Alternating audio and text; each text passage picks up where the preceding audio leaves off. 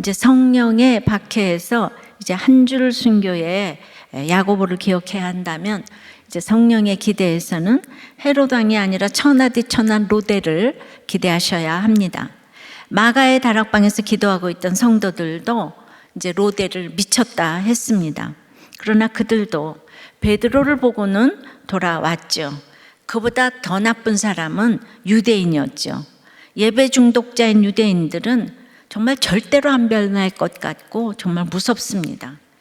헤롯은 도리어 유대인들의 꼭두각시 노릇을 한다고 이제 보여집니다. 헤롯, 유대인, 성도 중에 이 계집종 로데가 이들을 제압하고 갑니다. 그러면 오늘 말씀의 흥왕이 기다리고 있습니다. 흥왕하여의 원어는 식물과 같은 생명체가 거침없이 자라나는 것을 의미합니다. 흥하여 왕성하다는 것이죠. 진리의 성령이기에 성령의 흥왕이기도 합니다. 그래서 오늘은 성령의 흥왕에 대해서 생각을 해보겠습니다. 첫째로, 세상의 소동에 요동하지 않습니다. 18절 19절입니다. 나리샘의 군인들은 베드로가 어떻게 되었는지 알지 못하여 적지 않게 소동하니 헤롯이 그를 찾아도 보지 못하며 파수꾼들을 신문하고 죽이라 명하니 헤롯이 유대를 떠나 가이사랴로 내려가서 머무니라. 자, 헤롯의 분노로 그 16장 27절에 보면, 당신은 그 로마법에 의해 죄수가 탈출하면 경배하던 파수꾼이 대신 그 죄수의 형벌을 받았습니다. 그는 그의 계획이 완전한 실패로 돌아가자 유대인들에게 체면치레라도 하기 위하여 이제 파수꾼들을 처형시키고서는 그 사건의 모든 것을 이제 끝맺었어요. 예, 이게 힘이 있는 지도자들은 이렇게 하더라고요. 예, 자기가 뭐 찾아도 보지 못하니까 신문하고 죽이라고 끝맺어라 이러면 되는 거 어떻게 사건이 끝나요? 자, 이런 날은 문자적으로도 교도소의 관수들을 이제 그 찾아보면서 또 기도하면서 죄수들을 사랑과 지혜로 보살피도록 우리가 이렇게 기도를 좀 하고 격려해야 할 것입니다. 그러나 나리샘의 군인들은 얼마나 놀랐겠어요. 이 인생은 불가항력적인 일에 소동할 수밖에 없습니다. 왜냐하면 베드로 때문에 지키던 군인들이 죽임을 당했습니다. 자기의 인격과 믿음의 분량대로 사건을 받아들이기에 나는 옳은데 상대방은 도저히 용납이 안 되는 일이 많아요. 예. 그러니까 이제 군인이 죽었잖아요. 그런데 거기에서 헤롯을 미워하는 사람이 있는가 하면은 이제 군인의 식구들은 헤롯까지 갈 게 없어. 베드로가 뭐 그 죄인인 것은 그들의 알 바가 아니죠.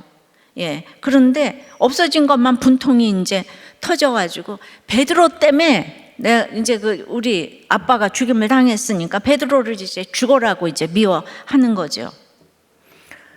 그래서 이제 헤롯을 미워하거나 베드로를 미워하거나 이 둘 중에 평생을 미워하죠. 사실 베드로는 우리가 옥에 갇혀서 2000년 동안 옥문은 기도해야 열린다는 것을 가르쳐준 이런 어떤 그 모델이 됐는데 사단의 괴계를 가르쳐준 역할을 한 것이죠. 그러니까 미워해야 될 대상이 헤롯이 아닌 거예요. 헤롯이 사단의 도구로 쓰이니까 가장 불쌍한 것이죠. 인생이 짧은데 헤롯 같은 자를 보면 너무나 이제 불쌍해야 됩니다. 그런데 그 헤롯도의 사단을 못 보고 이제 헤롯 미워하느라고 인생을 낭비하는 것이 너무 어리석은 일인데 그걸 모르죠.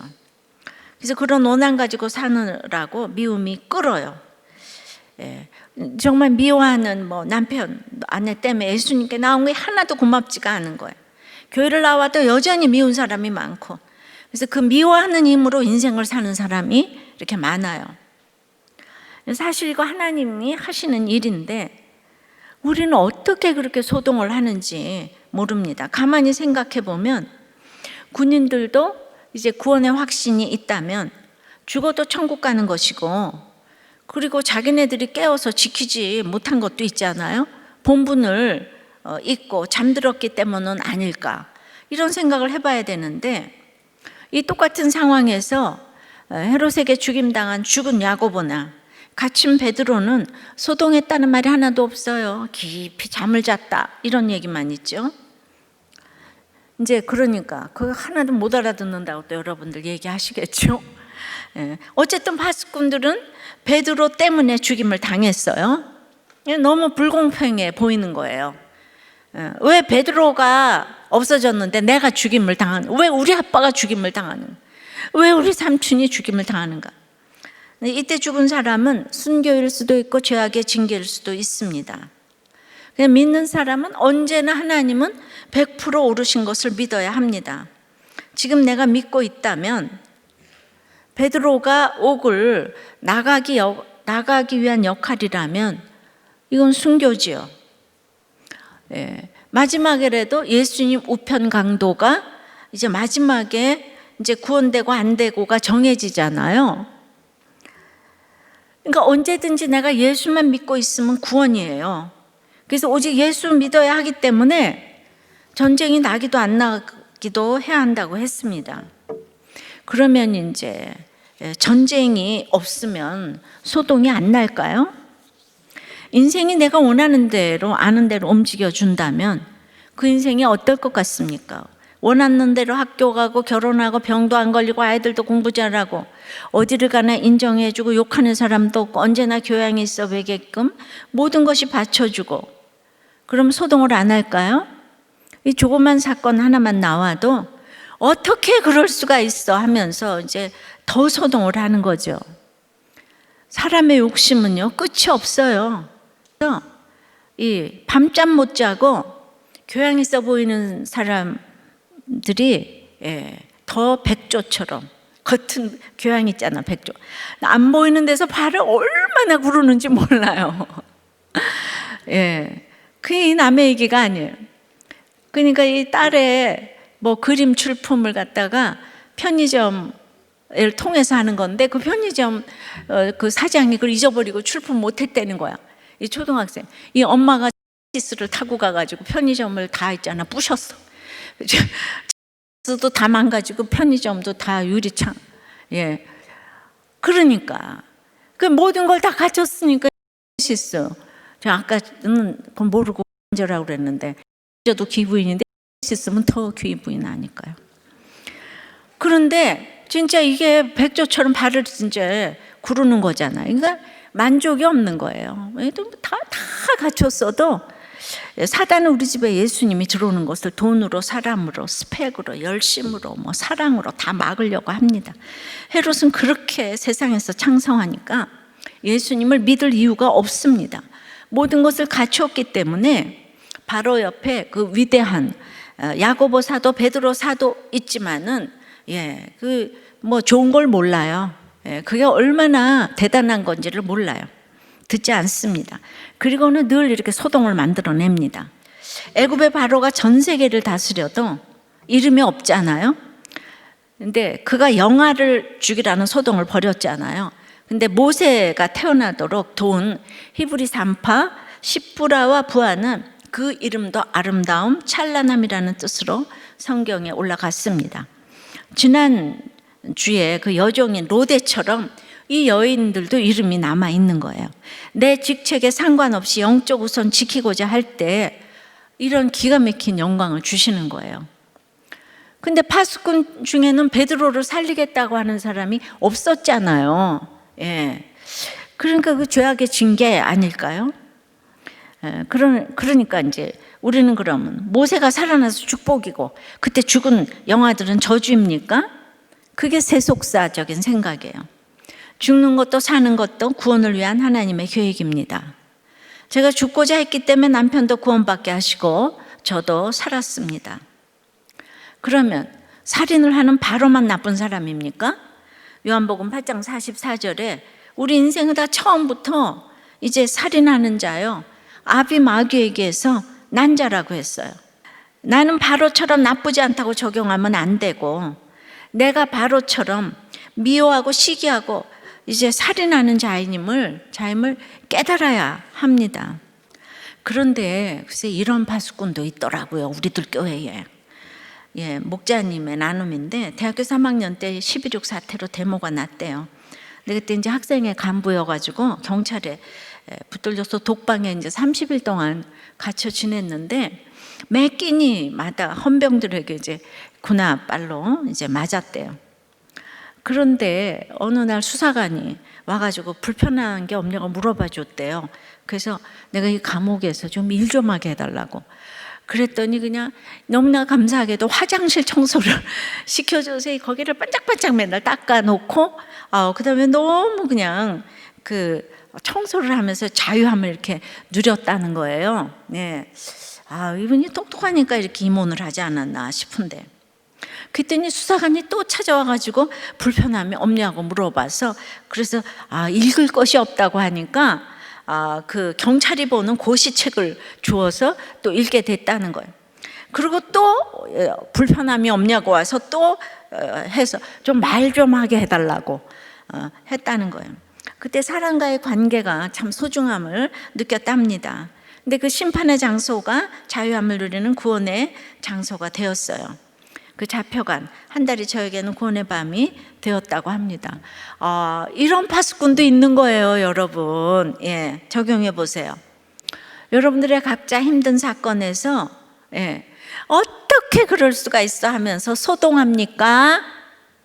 그럴 수도 있지 하십니까? 자, 성령의 흥황은 이제 첫 번째는 뭐라고 했죠? 세상의 소동에 요동하지 않는다고 해요. 두 번째는 권력이 남용된 분노를 경계합니다. 19절 20절이에요. 헤롯이 유대를 떠나 가이사랴로 내려가서 머무니라. 헤롯이 들어와시던 사람을 대단히 노여워하니 그들의 지방이 왕국에서 나는 양식을 먹는 까닭에 한 마음으로 그에게 나와 왕의 침소 맡은 신하 블라스도를 설득하여 화목하기를 청한지라.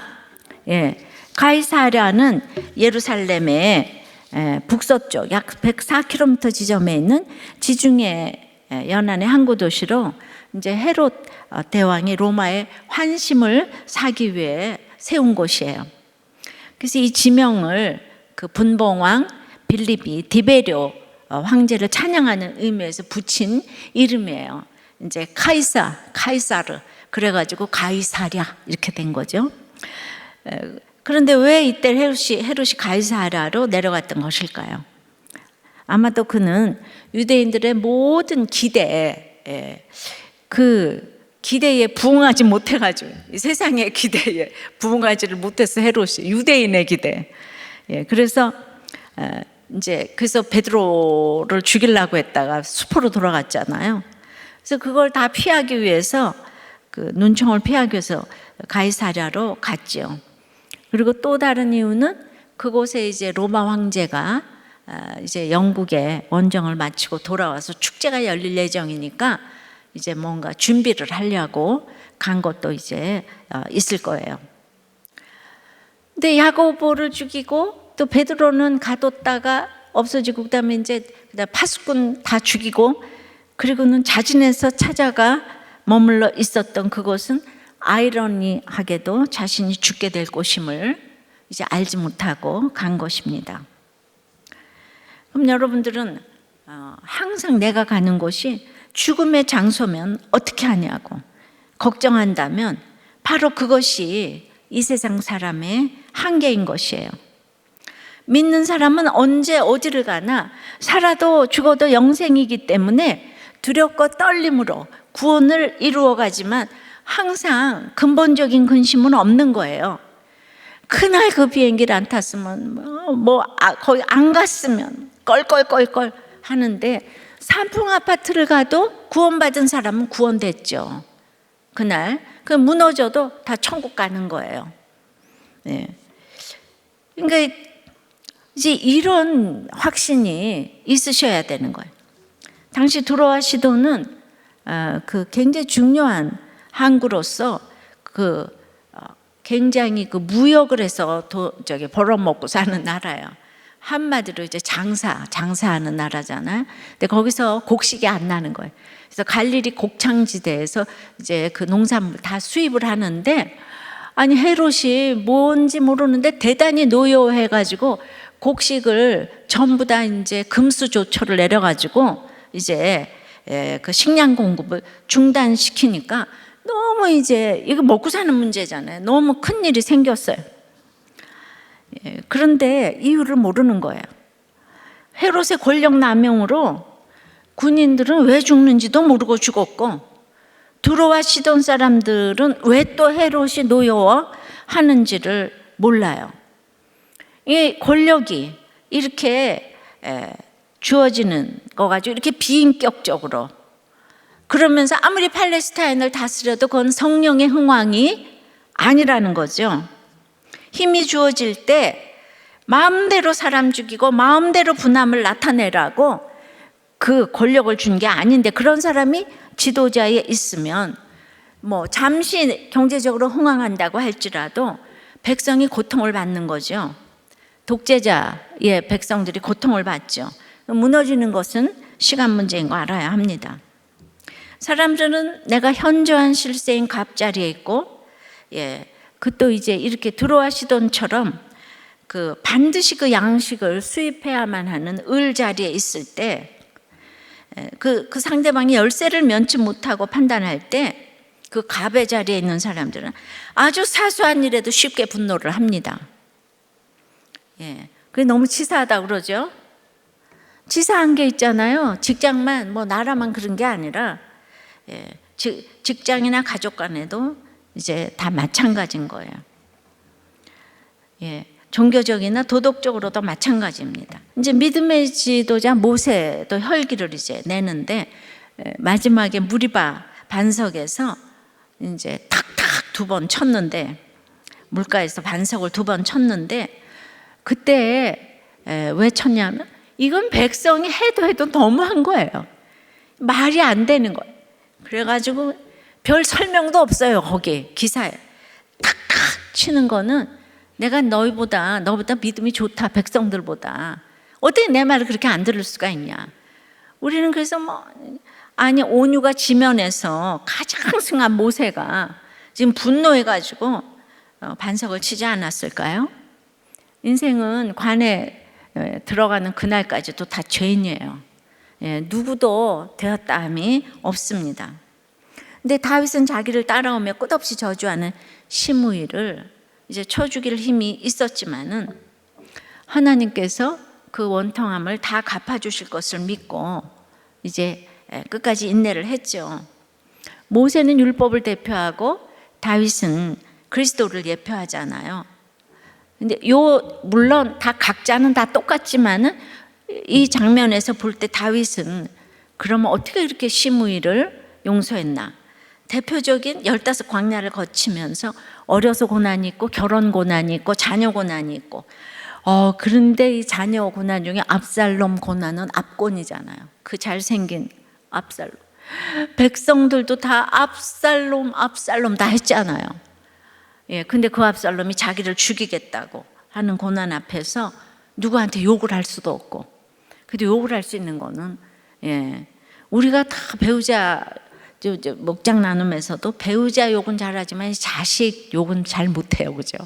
자식은 완전히 나기 때문에 자신의 죄를 인식하면서 압살롬 사건에서 입이 딱 다물어지면서 하나님 앞에서 꼬꾸라졌을 것 같아요. 그래서 그 권력의 힘을 나라를 위한다고 남용하면서 분노를 쏟아붓지 않은 거예요. 시므이 얼마든지 처단할 수 있었지만 자기 죄를 보니까. 그래서 이유를 모르는 을의 위치인 두로와 시돈은 알 수가 없는 거예요. 헤롯의 금수 조치를 해결하기 위해서 이 사람들은 기도하는 거를 모르니까, 그래가지고 이제 막 세상 방법을 또 생각해내가지고 침소 맡고 또 이제 재정을 맡은 그 신하 블라스도를 찾아가가지고 막 불법적인 로비 활동을 하고, 나라 간의 문제니까 뇌물 수수를 막 하면서, 아니 먹을 것이 없으니까 당연히 그러고 싶지 않겠습니까? 그건 너무 심각한 문제예요. 그래도 우리는 있잖아요. 그렇게 항상 합리화시키면 안 돼.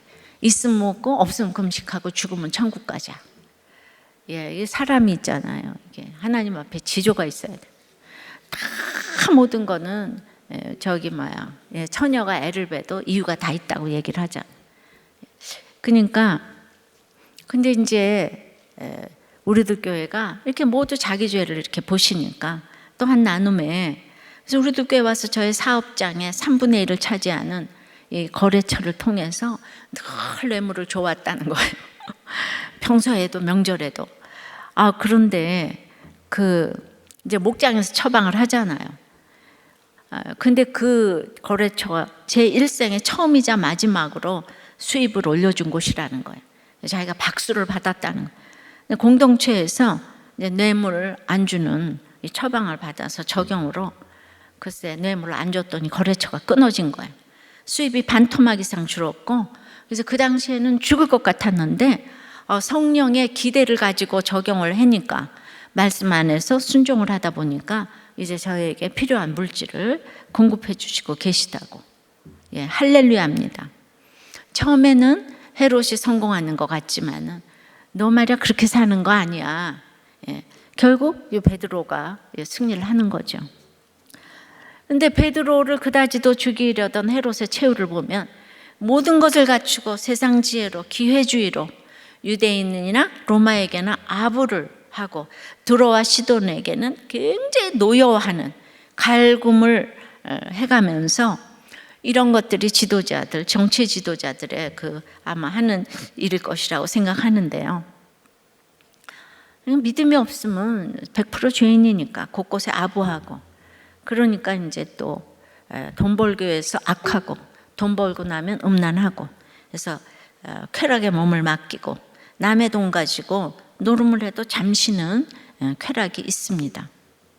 그리고는 또 서로의 이익을 위하여 일심으로 화목하기를 청합니다. 그리고는 헤롯처럼 하루아침에 분노하면서 버리는 거예요. 그러니까 이걸 알아야 되는데, 자, 적용해 보세요. 여러분은 어디에서 높은 자리라고 분노를 하고 있나요? 회사, 가정, 목장에서.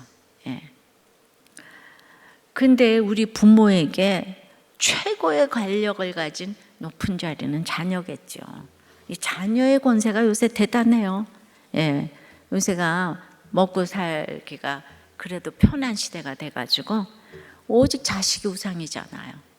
그냥 안 지나서나. 자, 그래가지고 저의 2번 결혼과 2번의 이혼으로 저는 가정을 지키지 못한 죄인입니다. 가정의 회파로 상처 많은 아들이 이제 1년 전부터 엄마인 제게 험악한 욕과 폭언, 칼을 꺼내고 너무 많은 형태로 힘들게 하며 죽인다고 협박을 하니 집을 나왔습니다. 아들이 벌금과 카드, 대출빚 이 요구를 하면서 일도 안 하고 매일 술만 마시고 있어요. 주님, 우리 아들 만나주셔서 분노와 중독의 옥에서 건져주시고 할 수 있는 일을 시작하게 해주세요. 사단의 종로로 타고 있으면 깨닫게 해주셔서 진정한 회개의 시간을 갖고 선한 마음으로 돌이키게 도와주세요. 엄마인 제게 무엇보다도 말씀이 들리게 하시고 회개함으로 다시 살아갈 힘을 낼 수 있도록 도와주세요. 정말 길이 안 보이는 것 같은 분노입니다. 그러니까 이혼할 때는 자식이 안 보이는 거예요. 그냥 우리 둘이 행복할 것 같은데 이 뒤에 이런 일이 계속되고 보면 다들 너무너무 내가 왜 이혼을 해서 정말 다들 발등을 내가 찍었다. 정말 너무 다 지금 그런 제목이 올라오는 거죠. 자, 성령의 흥황은 아까 첫 번째 세상의 소동에 요동하지 않고 권력이 남용된 분노를 경계하면서, 세 번째는 과도한 칭찬으로 멸망에 이르지 않게 합니다. 21절부터입니다. 헤롯이 나를 택하여 왕복을 입고 단상에 앉아 백성에게 연설하니 백성들이 크게 부르되 이것은 신의 소리요 사람의 소리가 아니라 하거늘, 헤롯이 영광을 하나님께로 돌리지 아니하므로 주의 사자가 고치니 벌레에게 먹혀 죽으니라. 자, 그래가지고 이제 헤롯이 나를 택했대요. 이걸 직역하면 정한 날에 또는 결정한 날에, 신약 성경에서 여기만 딱 나오는 단어예요. 그 헤롯의 정한 날은 언제였을까요? 요세푸스의 저작 고대사에 따르면 영국의 원종에서 돌아온 그 로마 황제 클라우디오의 그 개선을 기념하기 위해서 베푼 그 로마식 아주 축제의 이제 둘째 날인 거예요. 첫날은 로마 황제가 주인공이 돼야 되니까. 그리고 또 그 황제의 생일인 8월 1일이었다고 하는 거예요. 그래서 이제 헤롯이 택한 날이 자기가 죽을 날인지 어떻게 알았겠어. 택한 날인데, 그러면은 그 정한 택한 날과 뭐 온 그 만조백관들이 전부 모여서 택한 날일 거 아니에요. 그런데 날마다 말씀으로 택하는 날은 차원이 다릅니다. 헤롯은 오직 자신만 돋보이는 날을 택했지만 말씀을 보는 우리는 날이면 날마다가 하나님의 날이기 때문에 아침마다 하나님과 교제하면 그날이 하나님의 날인 거예요. 그래서 이게 정말 주 앞에서 큐티를 열심히 하시면은 그게 하나님의 택한 날이 되는 거예요. 이 둘째 날에 두로와 시돈의 지도자들은 이제 헤롯과 화해하기 위해서 헤롯을 이제 방문한 거예요. 그러니까 이제 그때 나가서 박수 부대하고 그런 계획을 세우고. 그래서 누가는 헤롯이 간단하게 왕복을 입었다고만 했어요.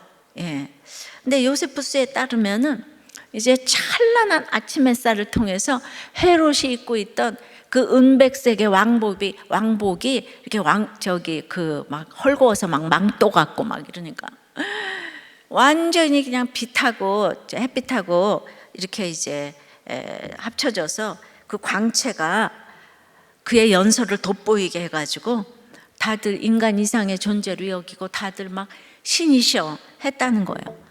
왜냐하면 그가 굉장한 달변가라는 거예요.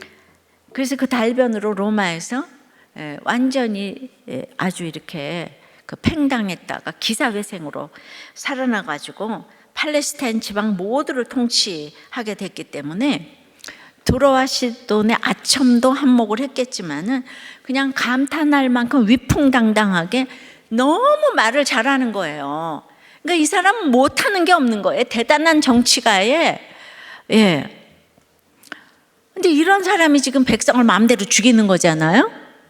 그래서 우리는 분별이 안 돼요. 나한테 잘하는 사람한테 저기 진짜인가 가짜인가 믿음이 없는 사람이 그런 걸 어떻게 분별하겠어요. 그래서 우리 날마다 큐티를 하면서 하루하루 균형을 잡아야 되는 거예요. 그래서 공동체가 너무너무 중요한 거예요. 잠언을 보면 악인을 칭찬하는 일은 율법을 버린 자나 하는 짓이라고 밝히고 있습니다. 철학자 소크라테스는 사냥꾼은 개로서 토끼를 잡고 아첨하는 자는 칭찬으로서 어리석은 자를 잡는다고 했습니다. 대대로 헤롯 가문은 이듬의 출신이면서도 유대인이라는 자부심과 긍지가 대단한 거예요. 그 열등감으로 자기는 유대인이라는 거. 그 유대인 환심 사기 위해서 유대인처럼 경건하게 율법을 다 지켰다는데 적어도 이제 그렇다면 유대인처럼 모든 영광을 하나님께 돌려야 되지 않겠어요? 근데 이쪽에서는 성경 읽고 할 거 다 하면서 이쪽에서는 그 칭찬을 이제 혼자 다 받고 있는 거예요. 영국의 정치가 언론인 그 알스틸은 인간 생활에 수반되는 모든 애정 중에서 영광의 숭배가 가장 열렬하다고 했어요. 그래요. 이생의 명예와 영광에 대한 인간의 집착은 이제 무섭습니다. 여러분들 이번 주 OST에 그게 제일 무섭다 그랬어요. 알코올 중독보다 무서운 게 쇼핑 중독이라 그랬어요. 이생의 자랑, 그런 이제 정말 그 생명을 포기하면서까지도 명예를 얻으려고 합니다. 근데 영혼이 건강할 때는 지금 이제 영광을 이렇게 자기한테 안 돌려요. 자기만 최고라고 안 그래요. 그러면 영혼이 병들었을 때 이게 이제 그러면 병들었다는 거 어떻게 압니까? 그 명예와 체면에 관해 과도히 집착한다면 이건 중증 신호예요. 인간이 100% 죄인인데, 그러니까 모세도 아마 그 명예가 떨어뜨릴 수 없는 명예에 가다 보니까 백성한테 탁 탁 두드리면서 화를 냈죠. 이제 인간이 죄인인데. 그러니까 이거 어떻게 치료받아야 됩니까? 목장에서 나는 명예 중독자, 체면 중독자라고 외치고 회개하여 도움을 받고 치료받아야 합니다. 우리는 10장에서 베드로가 고넬료가 그의 발 앞에 엎드려 절을 하자 그를 일으키면서 나도 사람이다. 너무 큰일 난 거. 왜 나한테 왜 그러세요? 나도 사람이에요. 이러셔야 되는데. 이런 베드로하고 헤롯의 그 이중성의 교만 방자한 모습은 너무나 대조되는 모습이에요. 헤롯은 할아버지 대왕이 통치하던 전 지역을 그의 정치력으로 자기 용토로 다 만들어낸 아그리파 1세입니다. 게다가 위대한 사도 야고보를 그냥 한 칼로 베고 베드로를 가두고 파수꾼들을 다 죽여버리고 시돈과 두로 사람들에게는 노여움을 보여가지고 막 그들이 부들부들 떨면서 경기를 일으킬 정도고 연설을 너무 잘해가지고 신의 소리라고 박수를 받던 그가 오늘 그래서 23절에 벌레에게 먹혀 급사했대요. 정말 저는 정말 별 인생 없습니다. 베르네라는 사람은 질병은 1000가지도 넘지만 건강은 단 하나뿐이다 라고 했어요. 그러니까 헤롯의 권세가 하늘을 찌를 것 같았지만은 황제의 도시 가이사랴에서는 벌레 하나를 못 물리쳐서 벌레에게 먹혀 죽었대요. 12장 처음에는 야고보가 죽었는데 맨 마지막에 벌레에게 죽었다는 거죠. 그러니까 누가는 자신이 의사였음에도 불구하고 그의 죽음에 대한 의학적인 전문 용어를 전혀 사용하지 않았어요. 이거는 하나님의 구속사를 볼 때 이 헤롯의 폐역으로 인한 하나님의 징벌이고 심판이다. 이거에 초점을 맞춘 거죠. 그런데 다른 요세푸스나 이런 사람들이 너무 이제 닷새 동안 복통으로 창자가 꼬여서 랄랄랄라 올빼미를 보고 불길한 징조로 이딴 얘기를 잔뜩 써놨는데 누가는 그딴 얘기 하나도 안 써서 저도 그딴 얘기 안 해요. 그런데 아마 무슨 세균 바이러스나 이런 걸로 장폐색증 근데 이거는요 우연이 아니라 이 벌레 하나라도 23절에 주의 사자가 쳤다고 했어요. 주의 사자가 치면은 벌레 하나라도 그 자리에서 죽는 거예요. 닷새 만에 죽었대죠. 저는 이것이 하나님의 휴모라고 생각합니다. 유모라고 생각해요. 벌레 하나로 죽었다 이렇게. 정말 헤롯 부러워하지 말라. 신명기 28장 22절에 여호와께서 폐병, 열병, 염증, 학질, 한재, 풍재와 썩는 재앙으로 너를 치시리니 이 재앙들이 너를 따라서 너를 진멸하게 할 것이라 처럼 야고보처럼 하나님이 함께 하시는 죽음이 있는가 하면 헤롯처럼 진멸케 하시는 죽음이 있는 거예요. 우리가 악하고 악해서 이런 재앙을 주셔야만 인생들이 정신을 차리기 때문입니다. 결국 우리는 하나님이 보살펴 주시고 하나님께서 건강을 주시지 않으면은 하루도 못 사는 인생들인 거예요. 그러니까 결론적으로 헤롯은 미워할 대상이 아니고 불쌍히 여겨야 할 대상인 것입니다. 헤롯은 교회에 정말 그 유대의 우리의 나의 거룩을 위해서 수고하고 있는 그 역할을 맡아서 이 땅에 온 거예요. 예수님을 핍박하기 위해서 헤롯 대왕을 주신 거예요. 그러니까 인류를 구원했잖아요.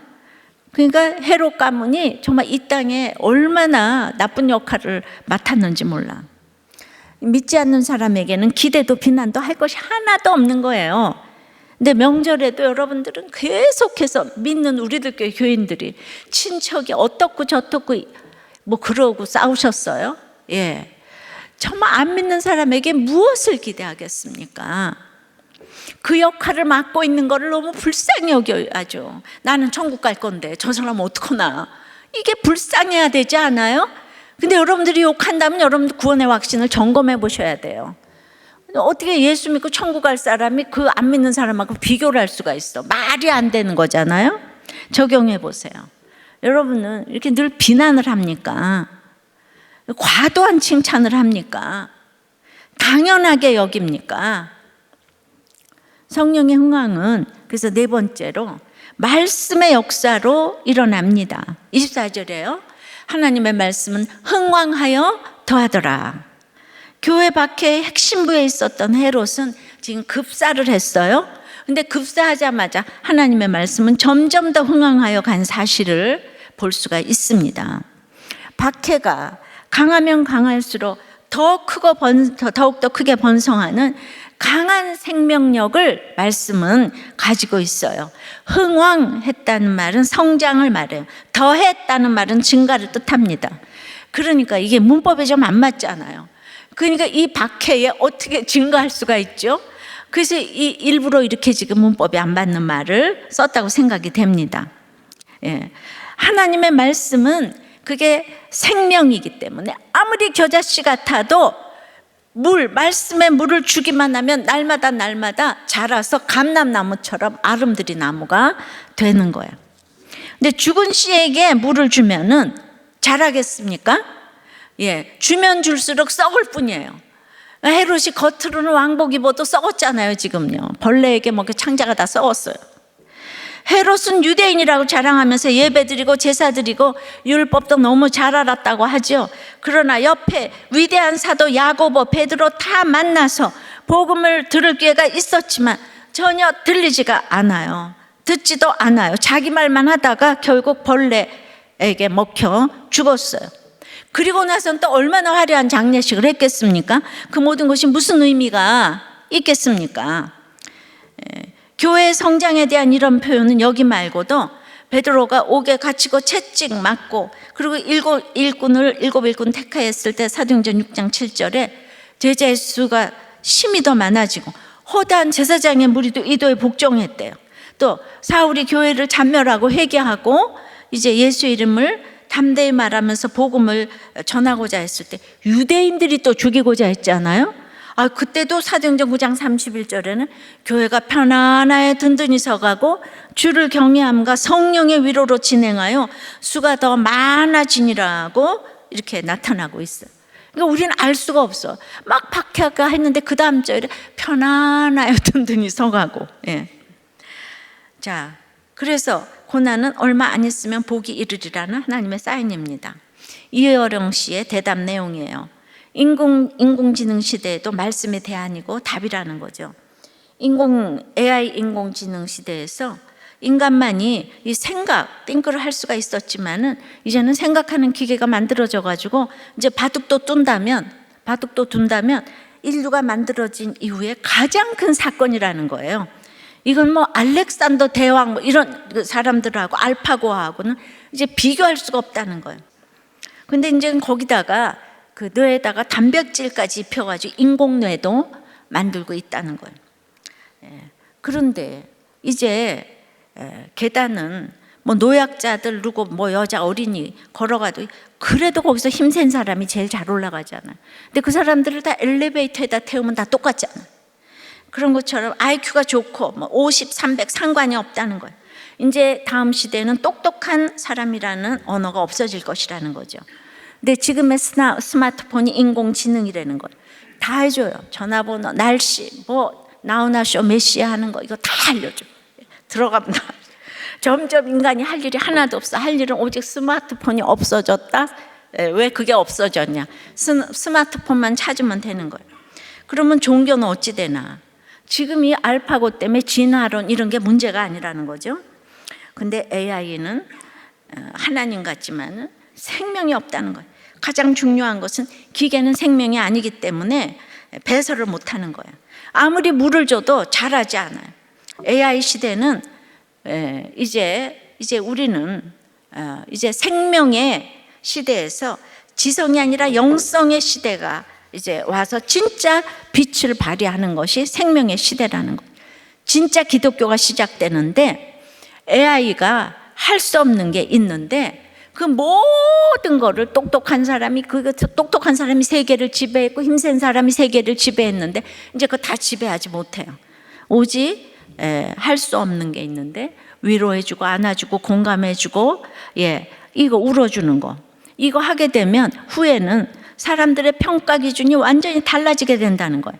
그러니까 직업도 그런 직업을 가지게 되면 특별 대접을 받게 된다는 거죠. 이 생명은 언제 어디서나 또 지독한 박해에서도 AI 시대에서도 영원하다는 거예요. 말씀의 흥황만이 영원할 것입니다. 우리들 교회 말씀 묵상과 공감 능력은 정말 세대를 불문하고 최고의 대안이 될 줄을 믿습니다. 근데 이게 인간의 마음대로 되는 게 아니잖아요. 그래서 지금 복음을 전해놔야 돼요. 헤롯이 죽자마자 말씀이 흥황했다고 했으니까 우리가 적용하면 내 속에 헤롯이 죽어야 말씀이 흥황한 거예요. 내가 헤롯을 너무도 부러워하기 때문에 헤롯의 박해를 고스란히 받고 있는 거예요. 야고보도 한 줄 순교로 정말 한 칼춤으로, 헤롯의 칼춤으로 한 칼에 갔잖아요. 편안하게.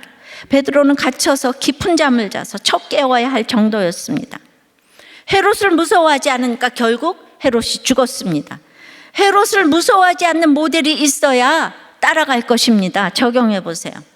여러분은 헤롯이 부럽습니까? 무섭습니까? 불쌍합니까? 저는 야고보가 한 줄 순교를 하니 우리 남편이 야고보 같다고 했어요. 근데 오늘 헤롯이 죽고 말씀이 무서운 생명력으로 흥황해졌다고 하니까 또 이 제 얘기잖아요. 남편이 또 헤롯 같아요. 이것도 저것도 다 맞습니다. 헤롯 같은 남편이 너무 부럽다가 너무 무섭다가 너무 불쌍해졌어요. 그래도 헤롯은 몽둥이 역할만 하고 구원받지 못했는데 우리 남편이 구원받고 간 지 오늘이 딱 33주년이 되는 날인데 이날 이런 본문을 주셔서 너무너무 감사합니다. 정말 기적이라고 생각합니다. 여러분도 희망을 가지고 나의 헤롯이 구원받기 위하여 기도하시기 바랍니다.